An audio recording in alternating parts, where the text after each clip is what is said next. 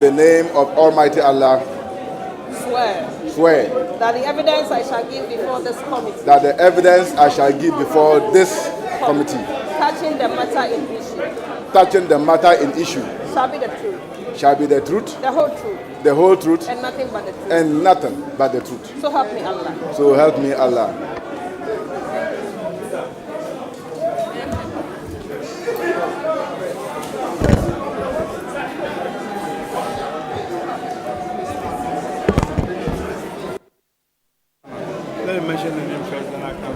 Order.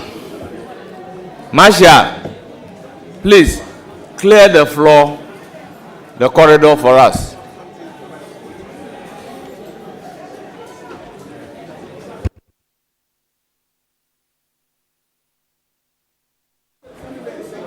Honourable members, let's make progress. I call on Honourable Hajia Ladi Ayamba to start. Thank you, Chairman. Congratulations, Mr. Nominee. Thank you, Chairman. Please, let's go back. Tell us about yourself. Then, Hajia, you take the floor. Thank you, Chairman. Chairman, Salisu Be-Awuribe Esq is my name. I am a lawyer by profession, a graduate of the Kwame Nkrumah University of Science and Technology. For my first degree, I did land economy. I came back to the same university and studied law for the LLB. I came to University of Ghana, Legon to do my master's in law. Indeed, I'm currently a lecturer of the University for Development Studies, Nyankpala, a law lecturer at the law faculty of the university. Previously, I was a district chief executive for the Central Gonja District Assembly, 2009 to 2013. Subsequent to that, I contested as a regional secretary of NDC, and before that, I was also a deputy general secretary of NDC in the then larger northern region. After the separation, the division of the regions, I went to my home region, Savannah, and up to date, I'm still the regional secretary. I'm also a professional teacher, subsequent to which I went for my further studies. This is Salisu Be-Awuribe. I am married with children, and my home city is Kosovo in the Central Gonja District, born in Yapi. Thank you very much, Hajia. You don't have the floor now.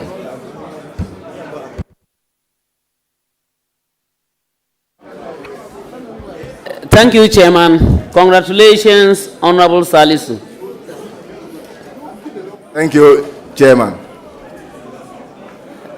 From your profile and the information you've just given us, it means you've been around for quite a long time in the party. You have worked, taken up various positions, and I will say it means you have learned to at least do the work for the people.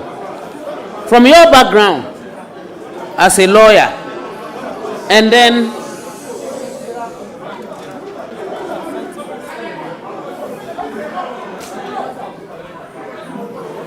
our revered guest, do you really want your nominee to be vetted? Do you want the nominee vetted? If really you want the nominee vetted, take your seat in silence.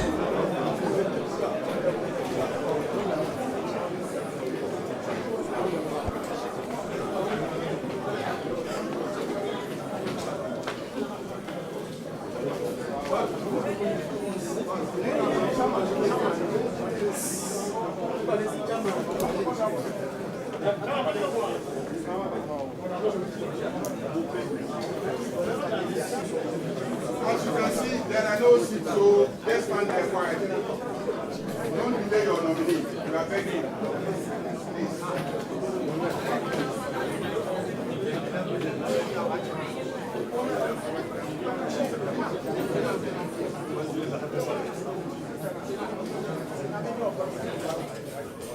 Honorable Hajia Ladi, please proceed with your question.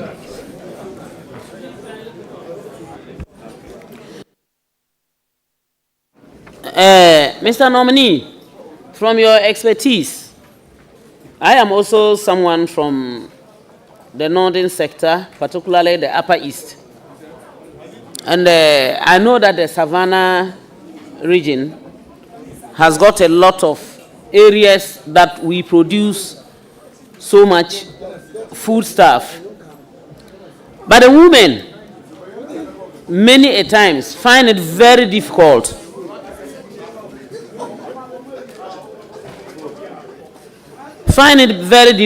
to acquire land in order to also do some farming. They go about looking for land. Sometimes they have to pay tokens to enable them farm. Sometimes they get these lands from their husbands or siblings or parents, but it doesn't stay long. They take it back. What will you do to give education to our parents or our husbands or our brothers and sisters to support women so that they would have land in order to also cultivate whatever crops they want? Thank you, Chairman. In fact, in Savannah region, to be precise, we don't have issues of women finding difficulty in acquiring land. Land in Savannah region is an abundance, and I can say that, Honorable, if you even want land for purposes of farming, be free to come to Savannah region. It is not for nothing that the first president of Ghana, Kwame Nkrumah, ought to bring people, our colleagues from Upper East, to Savannah because of the vast nature of the arable lands there. And as we speak, there are several communities who have got their roots from Upper East, but they are now indigenous in Savannah region, courtesy the policy of His Excellency Dr. Kwame Nkrumah. Mr. Chairman, my second question. I'm happy to have heard that you don't have any land problems and that even if I want, and I will surely come. Now, you're more than welcome. My pleasure. My second question has to do with cutting of food from farms or wherever you might have them cultivated and kept to the market. Because sometimes the food stuff that we produce are food stuff that we sell even in less than 6 months after cultivation. But we find it difficult to cut it to the marketplaces. Yam, for instance, that will not be so long if it is not properly stored. What will you do to support farmers to enable them cut their food stuff or produce, farm produce, to the marketplaces so that they don't have a lot of post-harvest losses? Thank you, Mr. Chairman.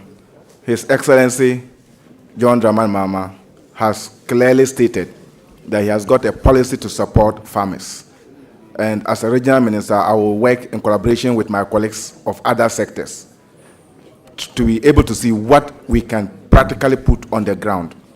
For cutting of foodstuffs from the farm gate to the market is contingent on a lot of factors, one of which will be accessibility of the farm to the centers. Another is the means of carrying it. And as we speak today, indeed, courtesy these tricycles, motor kings, and the rest, if indeed there is resource for which some people or farmers can procure them, it will make the cutting quite easy with accessible rules. But we must equally agree that the yields and the quality of the seeds that we are using is becoming a challenge. And the improved seeds that will give us higher yields are also very expensive for our farmers. Thankfully, we have got Women Development Bank and other policies that NDC has promised to put in place. And when we leverage that, I can tell you, every farmer will be happy and farming will become much, much economical to the people of Ghana. As an educationist, and myself also being a teacher by profession, I observed one problem. The education of the girl child. When they start from class 1 up to class 3, many a times the enrollment, you find that the girls in a classroom are more than the boys. But as they get into class 3, 4, and then above, they begin leaving school. And it looks like we are not able to control this factor.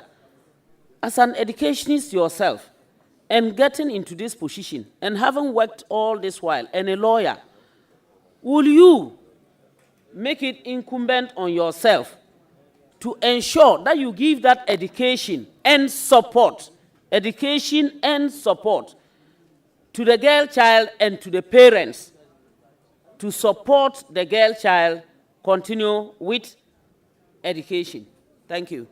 Thank you, Mr. Chairman. Obviously, by the grace of God, we will work together to give that massive support because it's a policy of the NDC government and His Excellency John Dramani Mahama.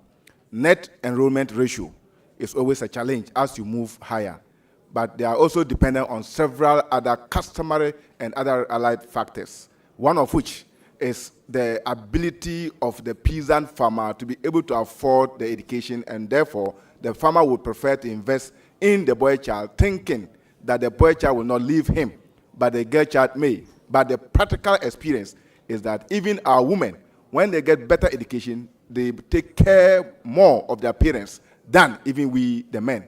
This is the practical reality. So the education will go deeper and our people will appreciate it the most. And there are demonstrable examples that we can use.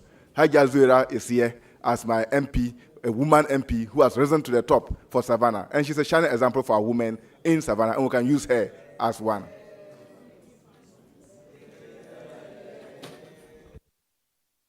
Thank you very much. I appreciate, and I am really happy to have heard those responses. And don't forget, when I come and I'm talking about my land, don't tell me that I didn't say it. That's why I said it in public. I would come for farming. Very big one. We would absolutely give. Thankfully, you are not a Kasana or a Sisala. No. Because they are our playmates. For No. them, we would definitely settle it in the Yagwame.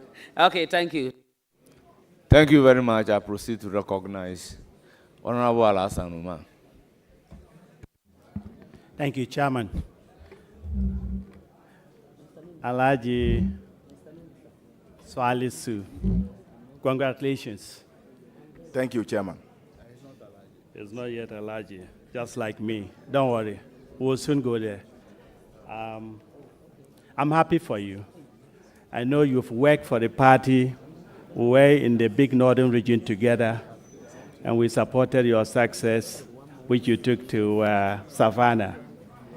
I have a simple question relating to your former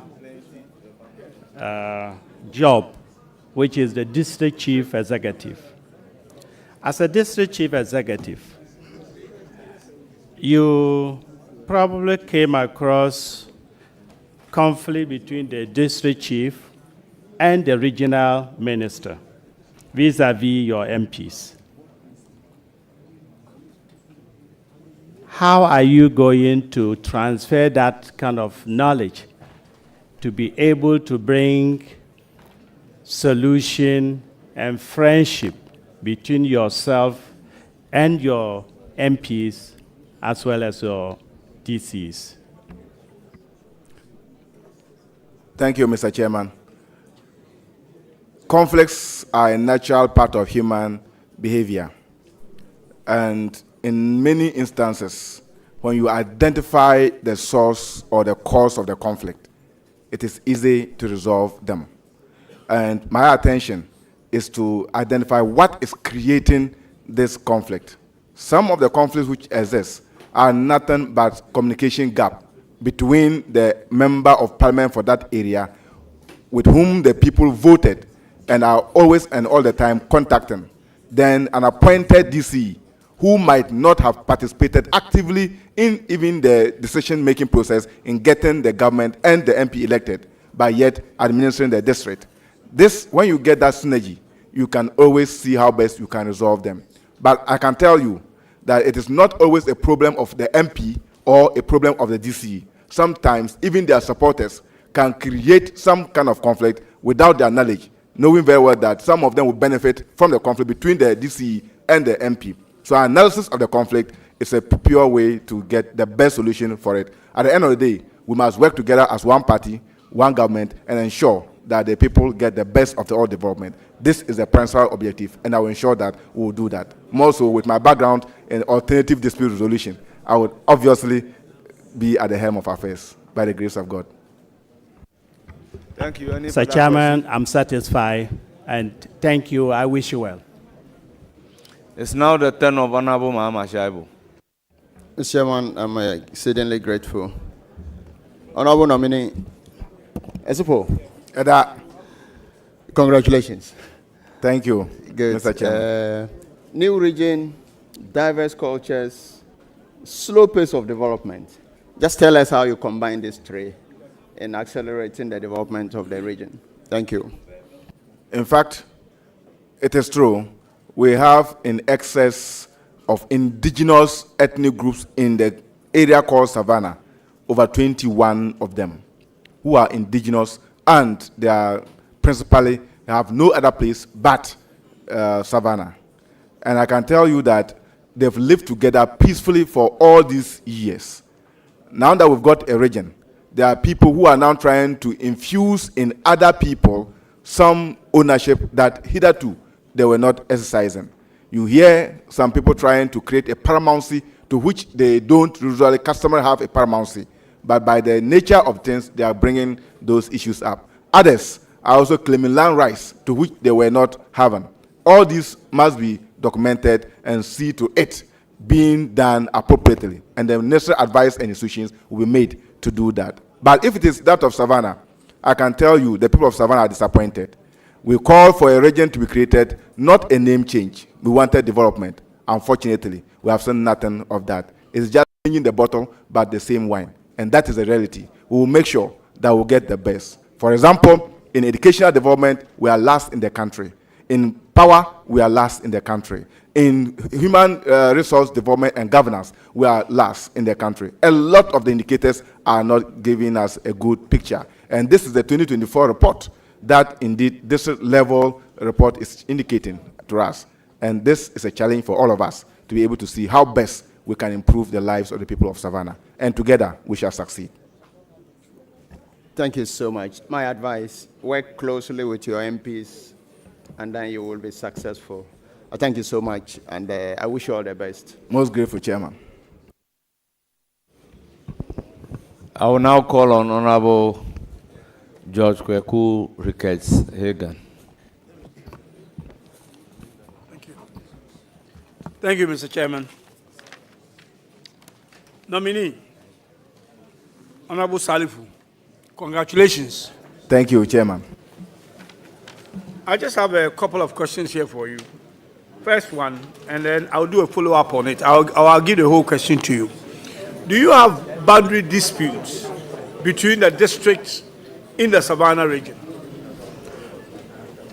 Chairman, yes, there are. Okay, so would you tell me tell me those ones, and then tell me how you resolve them? Mr. Chairman, No. it is true that as a country, after the 1988 district creations, there has not been a conscious effort to name the various electoral areas and communities which form a district. What we do have is to mention an electoral area. And the interesting aspect of it is that there is that challenge of people trying to assume that customary jurisdiction is coterminous with administrative boundaries. And this is creating a problem. In the creation of Savannah region, indeed the LI came, but there's no boundary demarcation of the Savannah region. So there's a tendency of people to live at some other jurisdiction and think that they are not part of the Savannah region, or they are part of Savannah region. And a typical example is that of Daboya. We have a community in Daboya where there's a principal speaking Mampurli population who are on Gonja land and have been in the territory of the North Gonja district. Some are claiming that they will not even want to be part of North Gonja district, but they claim their part that they settle It's not part of the West Gombe, but that of Northeast, which obviously is a cause of the fact that there's no clear-cut demarcation. We have Boundaries Commission, and we have got Cadastral Mapping and Survey Department of the Lands Commission. If we engage them, we can appropriately delineate the various district boundaries. If need be, we can go back to the Lab 1 or Lab 2 the Lands Commission used to operate to get customer areas, delineate properly their customary boundaries. And with that, we can get a long-lasting solution to the issue of boundary disputes. Thank you. My second question. I realize that revenue generation, by your district assemblies are quite low. So, as a regional minister, what would you do to actually support the assemblies to improve on their revenue generation? Thank you. Thank you. Thank you, Chairman. It is true that if you don't have a proper identification of the revenue basis of your district, you record low revenue generation. If you also employ people who are seeing the revenue generation for the district assembly as not something that they ought to account properly as public funds, that in itself can get people collecting it. And we have instances whereby, indeed, people who claim to be party people or some other people have got their own camps collecting money somewhere, and they are not accounting to the assembly. We have also got some leakages which exist in trying to account properly for the revenue so generated. So my solution is to make sure that we leverage IT and make sure that the collection of the revenue is proper and duly accounted for. The second is to see other revenue generating measures. Remember that assemblies are not only to go and levy levies or taxes, they can also invest in productive businesses through which they can yield the dividends for the assembly. This is part of the issues that I'll put out to my assembly people and for them to adapt. Mike. Mr. Nominee, welcome to the club of regional ministers past and present. I wish you all the best. God bless you. Thank you. Thank you, Mr. Chairman. Thank you, honorable members. Honorable nominee, are you called to the bar? Mr. Chairman, I'm called to the bar. Which year? 2022.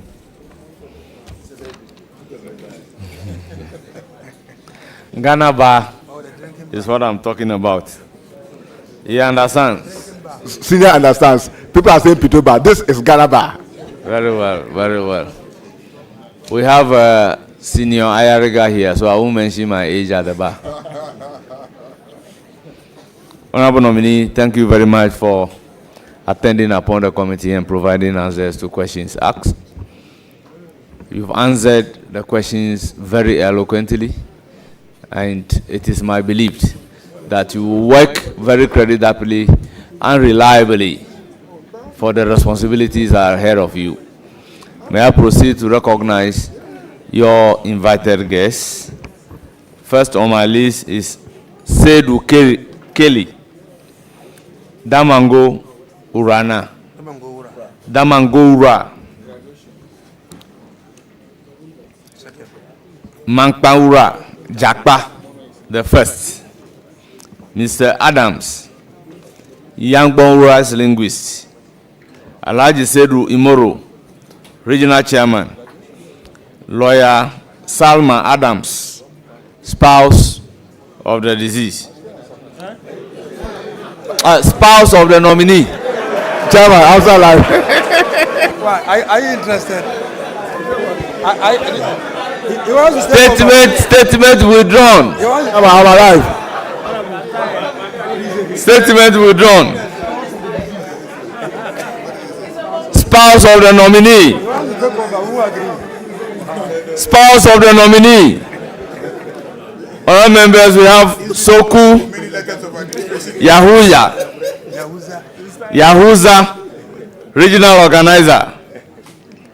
Ali Babakari Kasim, regional treasurer.